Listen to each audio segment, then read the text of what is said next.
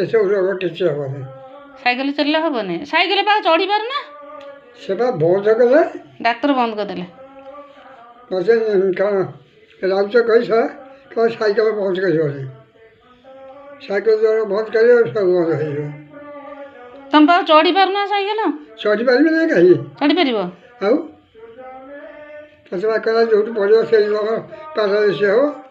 ଓହୋ, ଆଉ ଥାଉ ଚଢ଼ନା, ସାଇକେଲ ଚଢ଼ନା। ଏଇ ପାଖଟା ପଡ଼ିଲ ଯେଉଁ ପଡ଼ିଆରେ,